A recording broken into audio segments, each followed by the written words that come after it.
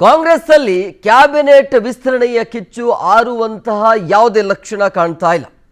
ನೋಡಿ, ಕ್ಯಾಬಿನೆಟ್ ವಿಸ್ತರಣೆಯಾಗಿ 4 ದಿನ ಆದರೂ ಕೂಡ ಅಸಮಾಧಾನ ಮತ್ತೆ ಭುಗಿಲೇಳ್ತಾ ಇದೆ. ಸೊ ಈಗ ಅದನ್ನು ಶಮನ ಮಾಡುವಂಥ ಕೆಲಸವನ್ನು ಹೈಕಮಾಂಡ್ ಮಾಡ್ತಾನೆ ಇದೆ. ಸರ್ಕಸ್ ಮುಂದುವರಿತಾ ಇದೆ ಹೈಕಮಾಂಡ್ ಕಡೆಯಿಂದ.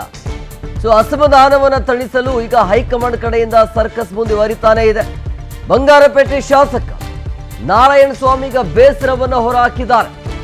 ನಾರಾಯಣ ಸ್ವಾಮಿ ಅವರನ್ನ ಭೇಟಿಯಾಗಿದ್ದಾರೆ ಸಚಿವ ಬಾಲಕೃಷ್ಣ. ಅಸಮಾಧಾನವನ್ನ ತಣಿಸಲು ಈಗ ನೂತನ ಸಚಿವರಾಗಿರುವಂತಹ HC ಬಾಲಕೃಷ್ಣ ಅವರು ಮುಂದಾಗಿದ್ದಾರೆ. ಕಾಂಗ್ರೆಸ್ ಅಲ್ಲಿ ಕ್ಯಾಬಿನೆಟ್ ಅಂದ್ರೆ ಸಂಪುಟ ರಚನೆ ಆಗ್ತಾ ಇದ್ದಂಗೆ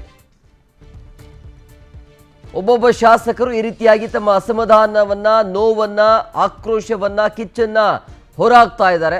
ಸೊ ಹಂಗಾಗಿ ಅವರನ್ನ ತಣಿಸೋದಕ್ಕೆ, ಅವರ ಅಸಮಾಧಾನವನ್ನು ಶಮನ ಮಾಡೋದಕ್ಕೆ ಈಗ ಬಾಲಕೃಷ್ಣ ಅವರು ಕೂಡ ಮುಂದಾಗಿದ್ದಾರೆ.